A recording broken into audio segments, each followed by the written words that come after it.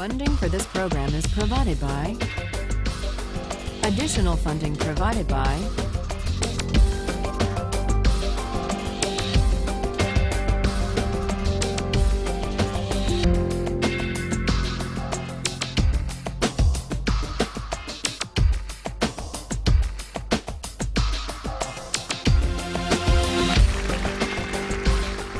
Last time, we argued about the case of the Queen versus Dudley and Stevens, the lifeboat case, the case of cannibalism at sea. And with the arguments about the lifeboat in mind, the arguments for and against what Dudley and Stevens did in mind, let's turn back to the philosophy, the utilitarian philosophy of Jeremy Bentham. Bentham was born in England in 1748. At the age of 12, he went to Oxford. At 15, he went to law school. He was admitted to the bar at age 19, but he never practiced law. Instead, he devoted his life to jurisprudence and moral philosophy. Last time, we began to consider Bentham's version of utilitarianism. The main idea is simply stated, and it's this. The highest principle of morality, whether personal or political morality, is to maximize the general welfare, or the collective happiness, or the overall balance of pleasure over pain. In a phrase, maximize utility. Bentham arrives at this principle by the following line of reasoning. We're all governed by pain and pleasure. They are our sovereign masters, and so any moral system has to take account of them. How best to take account? By maximizing. And this leads to the principle of the greatest good for the greatest number. What exactly should we maximize? Bentham tells us happiness, or more precisely, utility. Maximizing utility is a principle not only for individuals, but also for communities and for legislators. What, after all, is a community? Bentham asks. It's the sum of the individuals who comprise it. And that's why, in deciding the best policy, in deciding what the law should be, in deciding what's just, citizens and legislators should ask themselves the question, if we add up all of the benefits of this policy and subtract all of the costs, the right thing to do is the one that maximizes the balance of happiness over suffering. That's what it means to maximize utility. Now, today, I want to see whether you agree or disagree with it. And it often goes, this utilitarian logic, under the name of cost-benefit analysis, which is used by companies and by governments all the time. And what it involves is placing a value, usually a dollar value, to stand for utility, on the costs and the benefits of various proposals. Recently in the Czech Republic, there was a proposal to increase the excise tax on smoking. Philip Morris, the tobacco company, does huge business in the Czech Republic. They commissioned a study, a cost-benefit analysis of smoking in the Czech Republic. And what their cost-benefit analysis found was the government gains by having Czech citizens smoke. Now, how do they gain? It's true that there are negative effects to the public finance of the Czech government because there are increased healthcare costs for people who develop smoking-related diseases. On the other hand, there were positive effects, and those were added up on the other side of the ledger. The positive effects included, for the most part, various tax revenues that the government derives from the sale of cigarette products, but it also included health care savings to the government when people die early, pension savings, you don't have to pay pensions for as long, and also savings in housing costs for the elderly. And when all of the costs and benefits were added up, the Philip Morris study found that there is a net public finance gain in the Czech Republic of $147 million. And given the savings in housing and health care and pension costs, the government enjoys a savings of over $1,200 for each person who dies prematurely due to smoking. Cost-benefit analysis. Now, those among you who are defenders of utilitarianism may think that this is an unfair test. Philip Morris was pilloried in the press, and they issued an apology for this heartless calculation. You may say that what's missing here is something that the utilitarian can easily incorporate, namely, the value to the person and to the families of those who die from lung cancer. What about the value of life? Some cost-benefit analyses incorporate a measure for the value of life. One of the most famous of these involved the Ford Pinto case. Did any of you read about that? This was back in the 1970s. Do you remember what the Ford Pinto was, a kind of car? Anybody? It was a small car, a subcompact car, very popular. But it had one problem, which is the fuel tank was at the back of the car. And in rear collisions, the fuel tank exploded.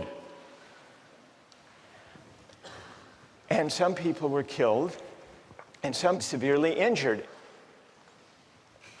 Victims of these injuries took Ford to court to sue.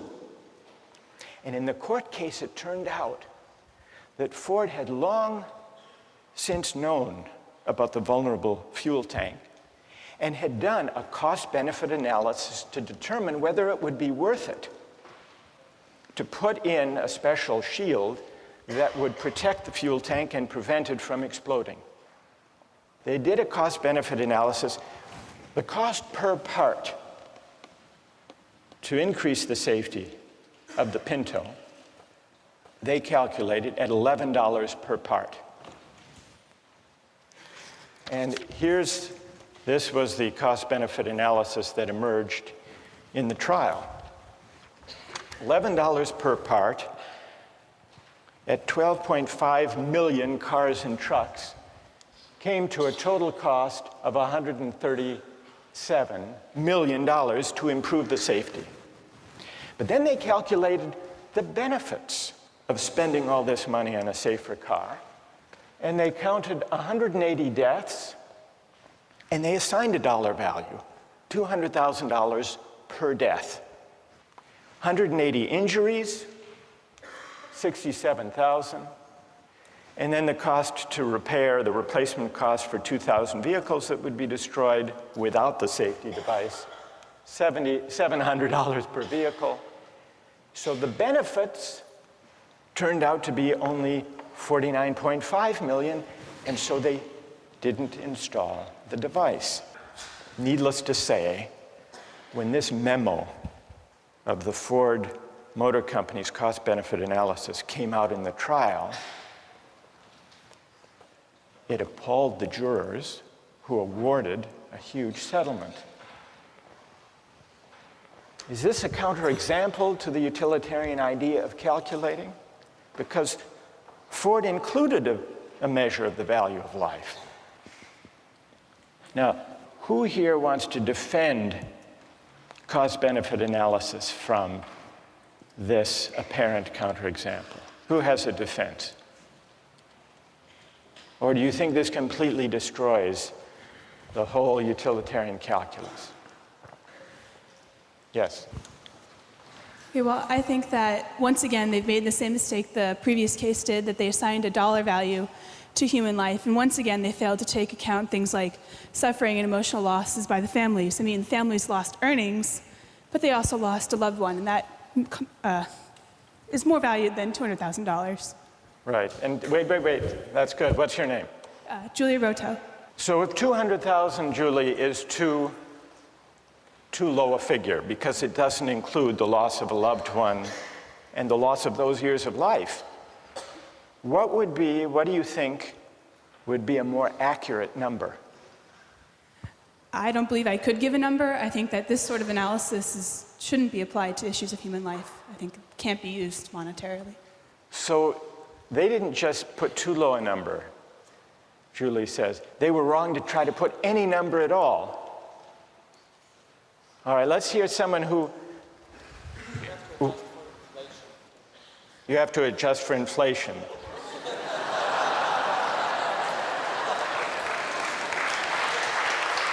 All right, fair enough. So what would the number be now? This was 35 years ago. $2 million. You would put 2 million. And what's your name? Wojtek says, we have to allow for inflation. We should be more generous. Then would you be satisfied that this is the right way of thinking about the question? I guess, unfortunately, it is. There needs to be a number put somewhere. Like, I'm not sure what that number would be, but I do agree that there could possibly be a number put on human life. All right, so Wojtek says, and here he disagrees with Julie. Julie says we can't put a number on human life for the purpose of a cost-benefit analysis. Wojtek says we have to, because we have to make decisions somehow. What do other people think about this? Is there anyone prepared to defend cost-benefit analysis here? As accurate, as desirable? Yes? Go ahead. I think that if Ford and other car companies didn't use cost-benefit analysis, they'd eventually go out of business because they wouldn't be able to be profitable, and millions of people wouldn't be able to use their cars to get to jobs, to put food on the table, to feed their children. So I think that if cost-benefit analysis isn't employed, the greater good is sacrificed in this case. All right, let me add, what's your name? Raul? Raul. There was recently a study done about cell phone use by drivers when people are driving a car, and there's a debate whether that should be banned. Yeah. And the figure was that some 2,000 people die as a result of accidents each year using cell phones. And yet, the cost-benefit analysis, which was done by the Center for Risk Analysis at Harvard, found that if you look at the benefits of the cell phone use and you put some value on the life, it comes out about the same because of the enormous economic benefit of enabling people to take advantage of their time, not waste time, be able to make deals and talk to friends and so on while they're driving. Doesn't that suggest that it's a mistake to try to put monetary figures on questions of human life? Well, I think that if the great majority of people try to derive maximum utility out of a service like using cell phones and the convenience that cell phones provide, that sacrifice is necessary for satisfaction to occur. You're an outright utilitarian. Yes. Okay. All right, then one last question, Raul. Okay. And I put this to Wojtek. What dollar figure should be put on human life to decide whether to ban the use of cell phones? Well, I don't want to arbitrarily calculate a figure. I mean, right now, I think that... You want to take it under advisement? Yeah, I'll take it under advisement. But what, roughly speaking, would it be? You've got 2,300 deaths. Okay. You've got to assign a dollar value to know whether you want to prevent those deaths by banning the use of cell phones in cars. Okay. So, what would your hunch be? How much? $1 million? $2 million? $2 million was Wojtek's figure. Yeah. Is that about right? Maybe $1 million. $1 million? Yeah. You know, that's good. Thank you. Okay. So these are some of the controversies that arise these days from cost-benefit analysis, especially those that involve placing a dollar value on everything to be added up. Well, now I want to turn to your objections not necessarily to cost-benefit analysis specifically, because that's just one version of the utilitarian logic in practice today, but to the theory as a whole, to the idea that the right thing to do, the just basis for policy and law, is to maximize utility. How many disagree with the utilitarian approach to law and to the common good? How many agree with it? So more agree than disagree. So let's hear from the critics. Yes? My main issue with it is that I feel like you can't say that just because someone's in the minority, what they want and need is less valuable than someone who's in the majority.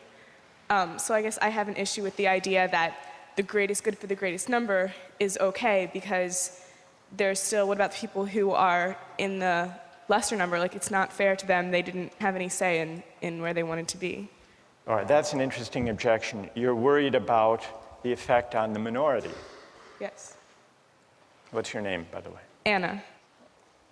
Who has an answer to Anna's worry about the effect on the minority? What do you say to Anna?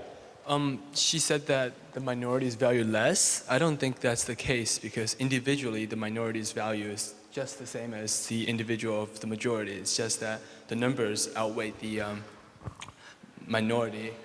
And I mean, at a certain point you have to make a decision, and I'm sorry for the minority, but sometimes it's for the general, for the greater good. For the greater good. Anna, what do you say? What's your name?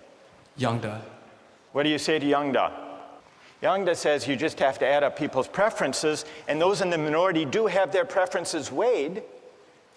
Can you give an example of the kind of thing you're worried about when you say you're worried about utilitarianism violating the concern or respect due the minority? Okay. Can you give an example? So, well, with any of the cases that we've talked about, like for the shipwreck one, I think the boy who was eaten still had as much of a right to live as the other people, and just because he was the minority in that case, the one who maybe had less of a chance to keep living, that doesn't mean that the others automatically have a right to eat him just because it would give a greater amount of people the chance to live. So there may be certain rights that the minority members have, that the individual has, that shouldn't be traded off for the sake of utility? Yes. Yes, Anna? Yonda, this would be a test for you. Back in ancient Rome, they threw Christians to the lions in the Colosseum for sport. If you think how the utilitarian calculus would go. Yes, the Christian thrown to the lion suffers enormous, excruciating pain. But look at the collective ecstasy of the Romans. Yonda. Well, in that time, I don't, in modern day of time, to value to give a number to the happiness given to the people watching, I don't think any policymaker would say the pain of one person, of the suffering of one person is much, in comparison to the happiness gained. No, but you have to admit that if there were enough Romans delirious enough with happiness, it would outweigh even the most excruciating pain of a handful of Christians thrown to the lion. So we really have here two different objections to utilitarianism. One has to do with whether utilitarianism adequately respects individual rights or minority rights, and the other has to do with the whole idea of aggregating utility or preferences or values is it possible to aggregate all values to translate them into dollar terms? There was, in the 1930s, a psychologist who tried to address this second question. He tried to prove what utilitarianism assumes, that it is possible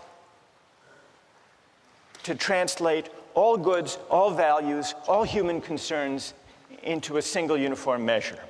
And he did this by conducting a survey of young recipients of relief. This was in the 1930s. And he gave them a list of unpleasant experiences. And he asked them, how much would you have to be paid to undergo the following experiences? And he kept track. For example, how much would you have to be paid to have one upper front tooth pulled out? Or how much would you have to be paid to have one little toe cut off?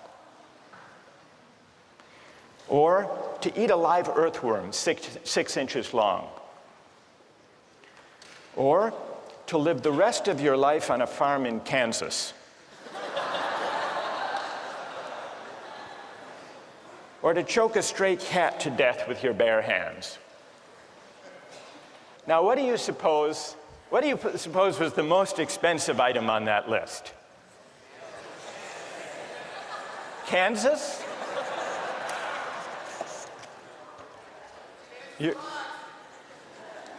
You're right, it was Kansas. For Kansas, people said they'd have to be paid $300,000.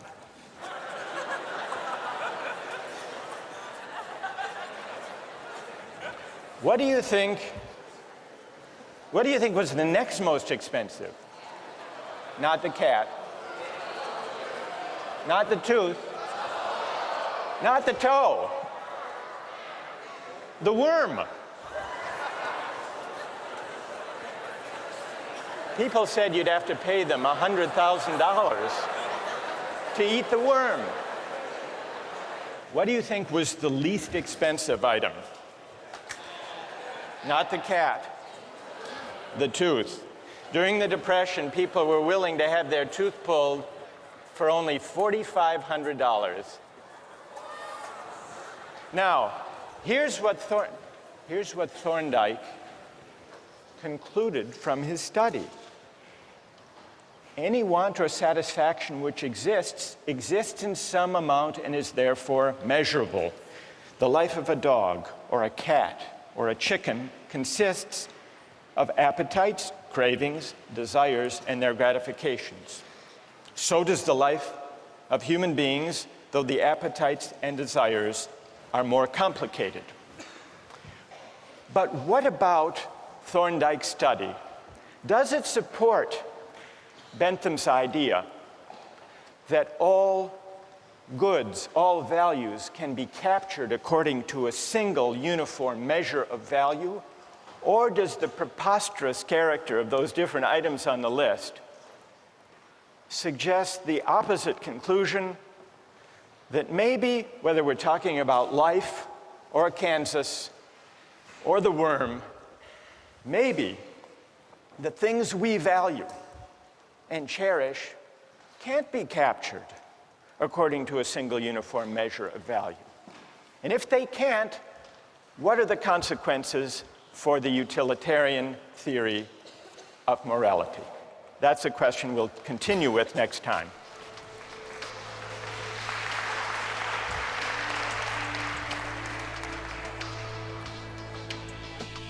All right, now let's take the other part of the poll. Which is the highest experience or pleasure? How many say Shakespeare?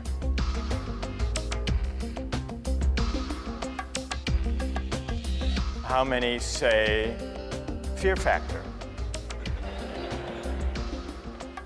No, you can't be serious. Really?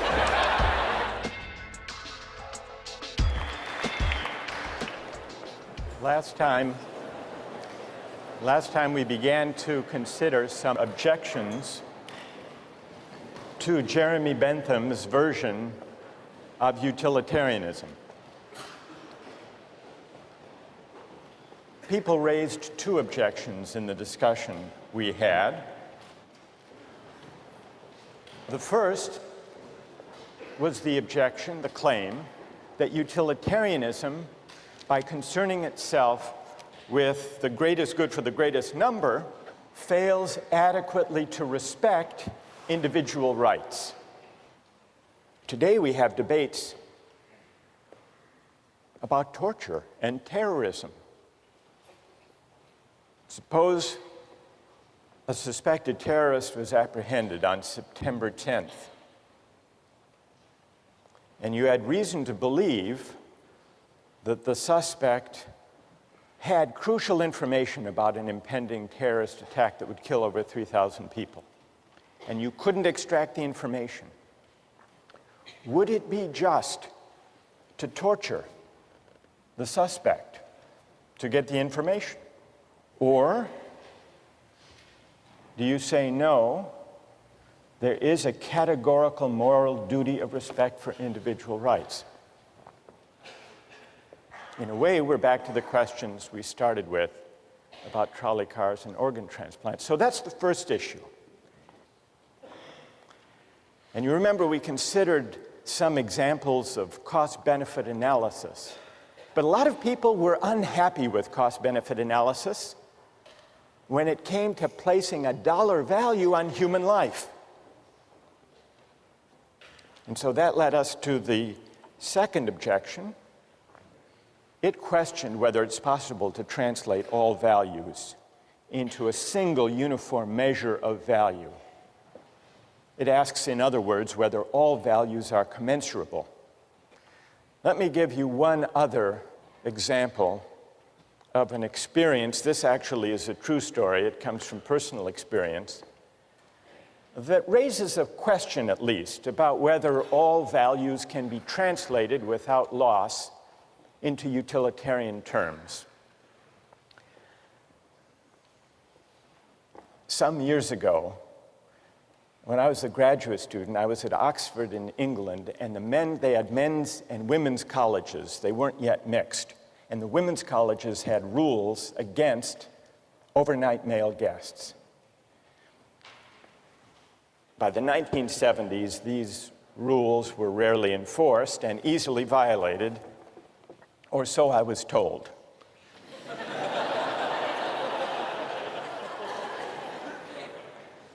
By the late 1970s, when I was there, pressure grew to relax these rules, and it became the subject of debate among the faculty at St. Anne's College, which was one of these all-women's colleges. The older women on the faculty were traditionalists. They were opposed to change on conventional moral grounds.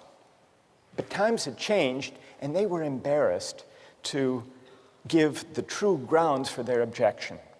And so they translated their arguments into utilitarian terms. If men stay overnight, they argued, the costs to the college will increase. How, you might wonder? Well, they'll want to take baths, and that'll use up hot water, they said. Furthermore, they argued, we'll have to replace the mattresses more often.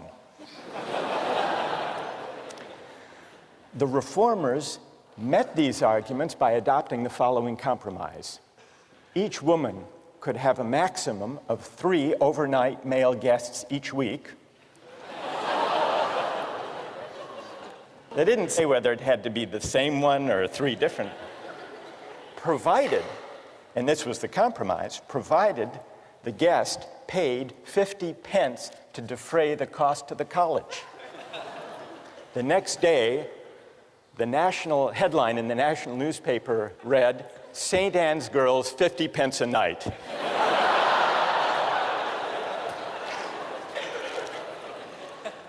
Another illustration of the difficulty of translating all values, in this case a certain idea of virtue, into utilitarian terms. So that's all to illustrate the second objection to utilitarianism, at least the part of that objection that questions whether utilitarianism is right to assume that we can assume the uniformity of value, the commensurability of all values, and translate all moral considerations into dollars or money. But there is a second aspect to this worry about aggregating values and preferences. Why should we weigh all preferences that people have without assessing whether they're good preferences or bad preferences? Shouldn't we distinguish between higher pleasures and lower pleasures? Now, part of the appeal of not making any qualitative distinctions about the worth of people's preferences, part of the appeal is that it is non-judgmental and egalitarian. The Benthamite utilitarian says, everybody's preferences count, and they count regardless of what people want, regardless of what makes different people happy.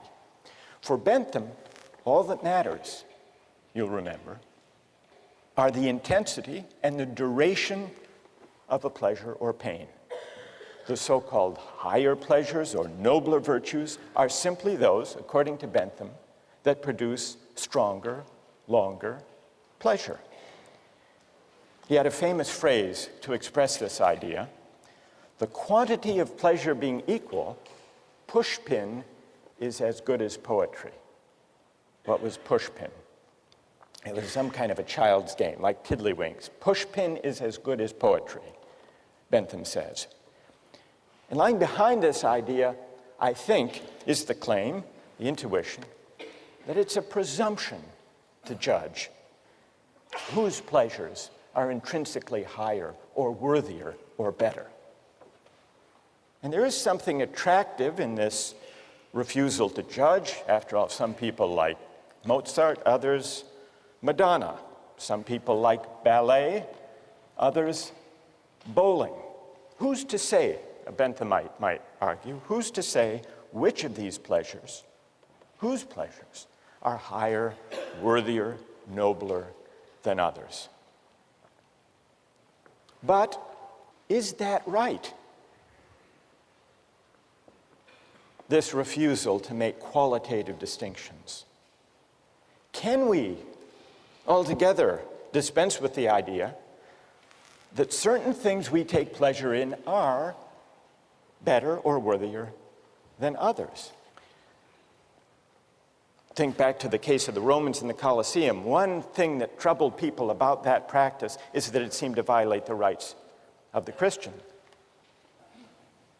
Another way of objecting to what's going on there is that the pleasure that the Romans take in this bloody spectacle, should that pleasure, which is a base, kind of corrupt, degrading pleasure, should that even be valorized or weighed in deciding what the general welfare is?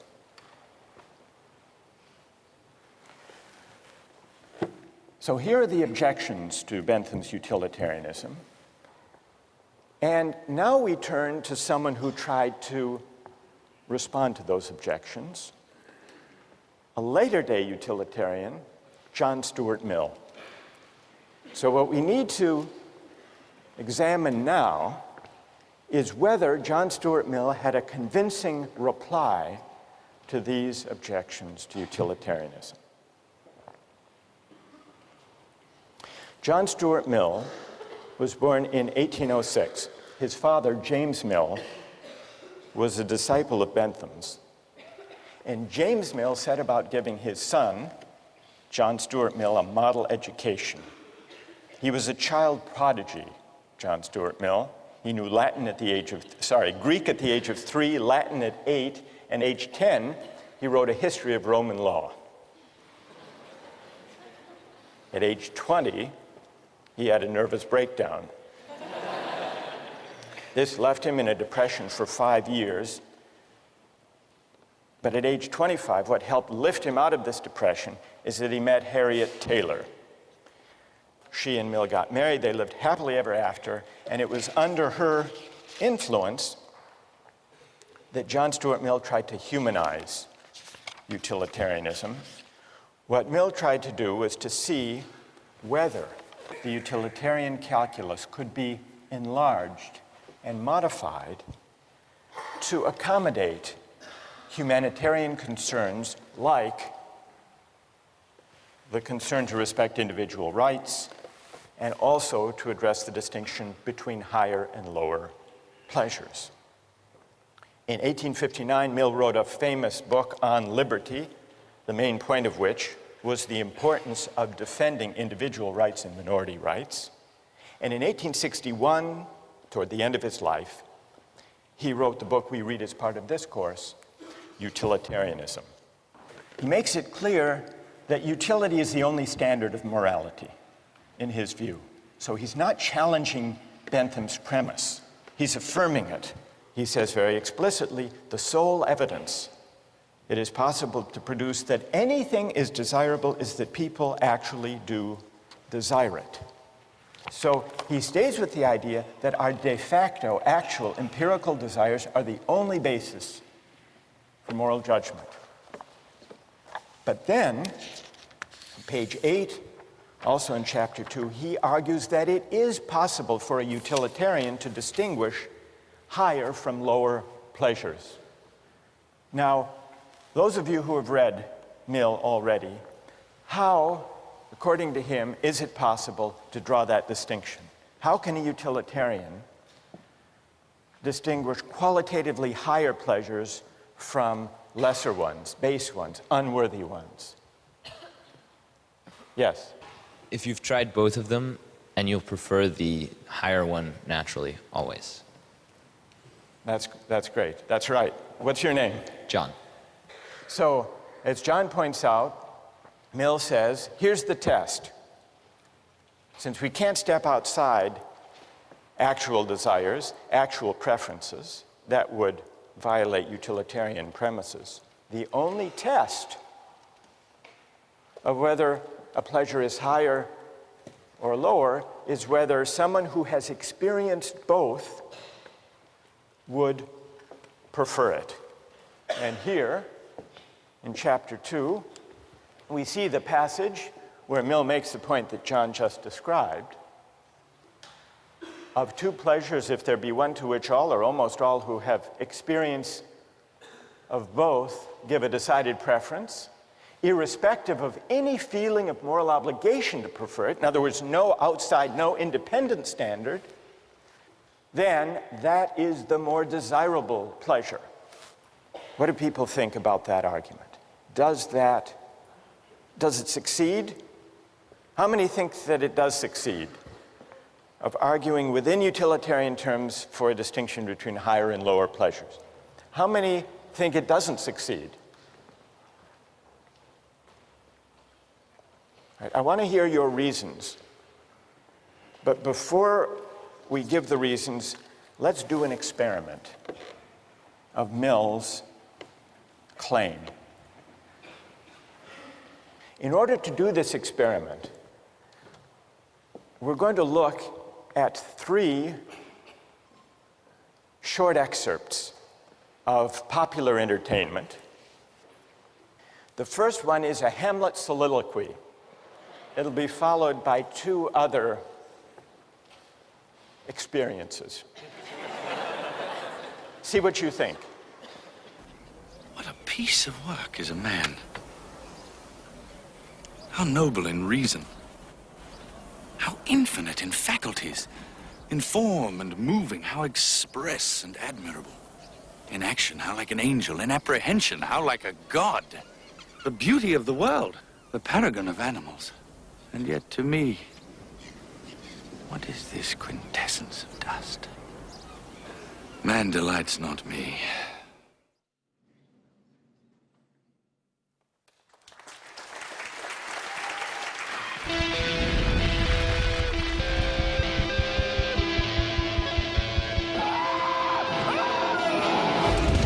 Imagine a world where your greatest fears become reality.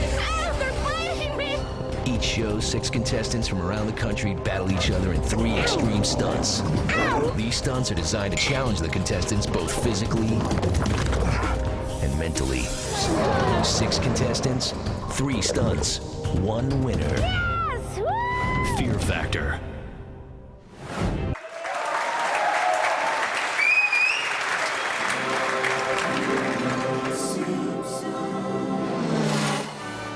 Hi, diddly ho, pedal to the metalophiles. Flanders, since when do you like anything cool? Well, I don't care for the speed, but I can't get enough of that safety gear. Helmets, roll bars, caution flags. I like the fresh air and looking at the poor people in the infield. Dang, Cletus, why'd you have to park by my parents? Now, honey, it's my parents, too.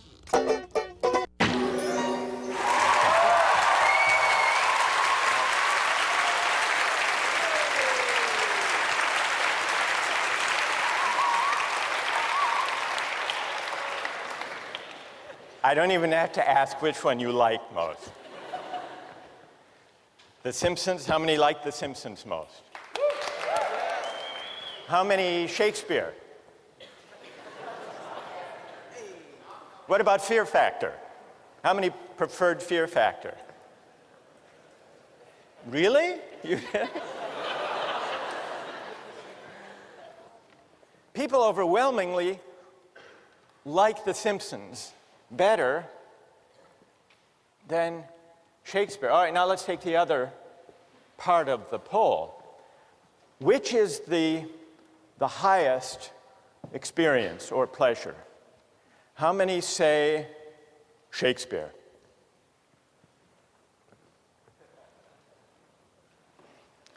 How many say Fear Factor? No, you can't be serious. Really? What? All right, go ahead, you can say. I found that one the most entertaining. I know, but which do you think was the worthiest, the noblest experience? I know you found it the most entertaining. If something is good just because it is pleasurable, what does it matter whether you have sort of an abstract idea of whether it is good by someone else's sense or not? All right, so you come down in the straight Benthamite side. Who's to judge? And why should we judge? Apart from just registering and aggregating de facto preferences. All right, that's fair enough. What's your name? Nate? Okay, fair enough. All right, so how many think The Simpsons is actually, apart from liking it, is actually the higher experience? Higher than Shakespeare. All right, let's see the vote for Shakespeare again. How many think Shakespeare is higher? All right, so why is it? Ideally, I'd like to hear from someone. Is there someone who thinks Shakespeare is highest, but who preferred watching The Simpsons? Yes? Like, I guess just sitting watching The Simpsons, it's entertaining because they make jokes and they make us laugh, but like, someone has to tell us that Shakespeare was this great writer. We had to be taught how to read him, how to understand him. We had to be taught how to kind of take in Rembrandt, how to analyze a painting. Well, what's your name? Anisha. Anisha, when you say someone told you that Shakespeare is better, right? Are you accepting it on blind faith? You voted that Shakespeare is higher only because the culture tells you that or teachers tell you that, or do you actually agree with that yourself? Well, in the sense of Shakespeare, no, but earlier you made an example of Rembrandt. I feel like I would enjoy reading a comic book more than I would enjoy kind of analyzing Rembrandt because someone told me it was great, you know? Right, so some of this seems to be, you're suggesting a kind of cultural convention and pressure. We're told what books, what works of art are great. Who else? Yes. Although I enjoyed watching The Simpsons more in this particular moment in Justice, if I were to spend the rest of my life considering the 3 different video clips shown, I would not want to spend that remainder of my life considering the latter 2 clips. I think I would derive more pleasure from being able to branch out in my own mind, sort of considering more deep pleasures, more deep thoughts. And tell me your name. Joe. Joe. So if you had to spend the rest of your life on a farm in Kansas with only Shakespeare or the collected episodes of The Simpsons, you would prefer Shakespeare? What do you conclude from that about John Stuart Mill's test? That the test of a higher pleasure is whether people who have experienced both prefer it. Can I cite another example briefly? Yeah? In neurobiology last year, we were told of a rat who was tested a particular center in the brain where the rat was able to stimulate its brain and cause itself intense pleasure repeatedly. The rat did not eat or drink until it died.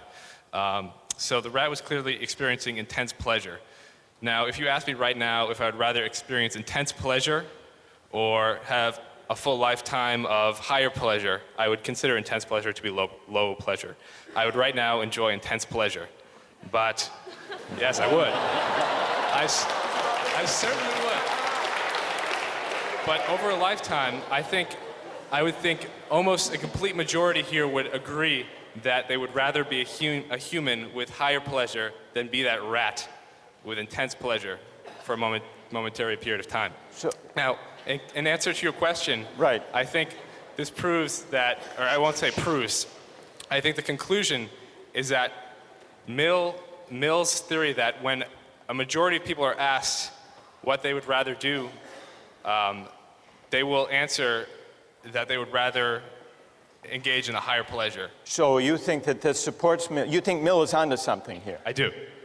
All right. Is there anyone who disagrees with Joe and who thinks that our experiment disproves Mill's test, shows that that's not an adequate way, that you can't distinguish higher pleasures within the utilitarian framework? Yes? If whatever is good is truly just whatever people prefer, it's truly relative and there's no objective definition, then there will be some society where people prefer Simpsons more. Anyone can appreciate The Simpsons, but I think it does take education to appreciate Shakespeare as much. All right, you're saying it takes education to appreciate higher things. Mill's point is that the higher pleasures do require cultivation and appreciation and education. He doesn't dispute that. But once having been cultivated and educated, people will not only see the difference between higher and lower pleasures, but will actually prefer the higher to the lower. You find this famous passage from John Stuart Mill: "It is better to be a human being dissatisfied than a pig satisfied. Better to be Socrates dissatisfied than a fool satisfied. And if the fool or the pig are of a different opinion, it is because they only know their side of the question." So here you have an attempt to distinguish higher from lower pleasures. So going to an art museum or being a couch potato and swilling beer watching television at home. Sometimes, Mill agrees, we might succumb to the temptation to do the latter, to be couch potatoes.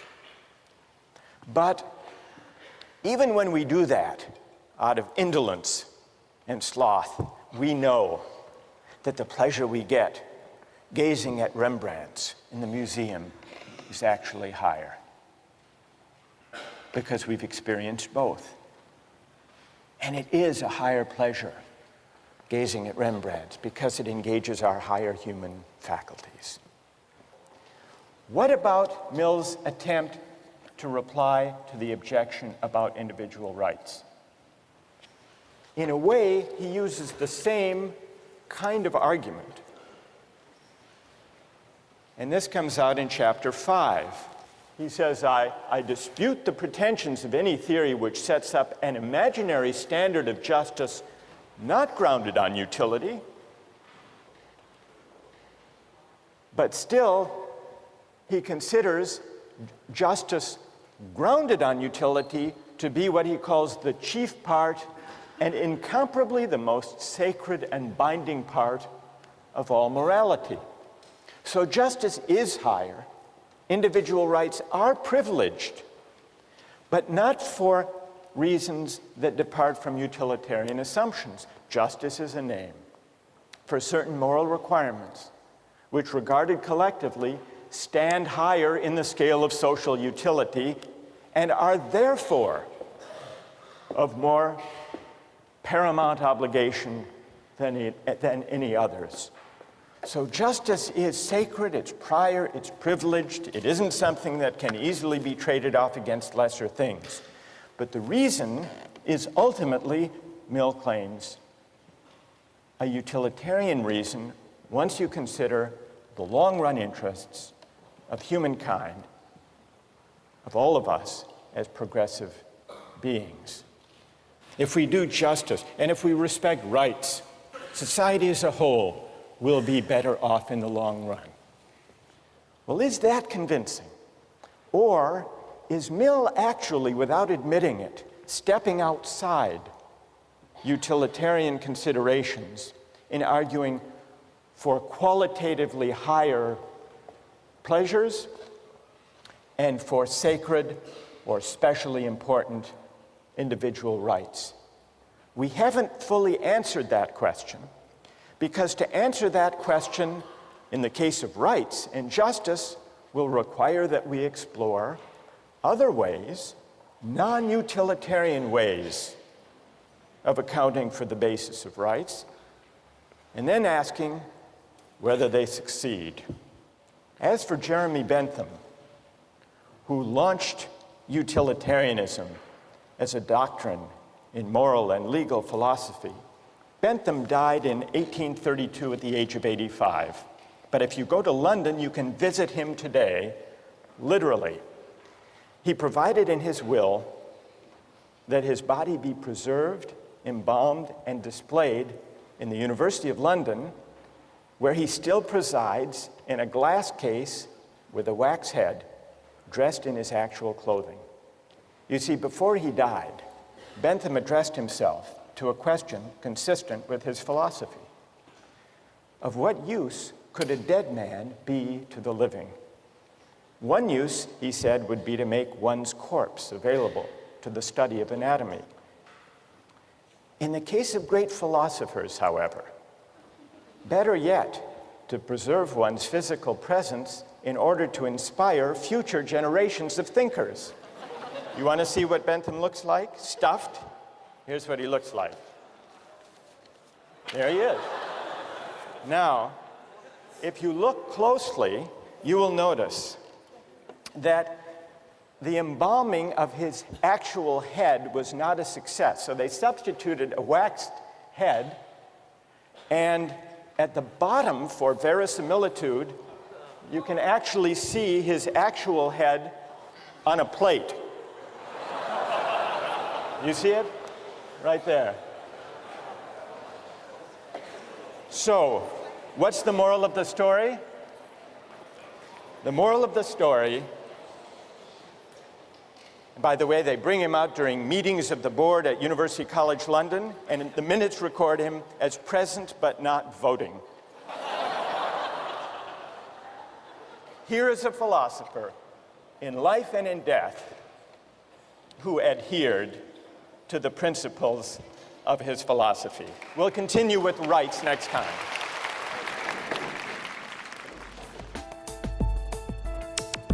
Don't miss the chance to interact online with other viewers of Justice. Join the conversation, take a pop quiz, watch lectures you've missed, and learn a lot more. Visit justiceharvard.org. It's the right thing to do.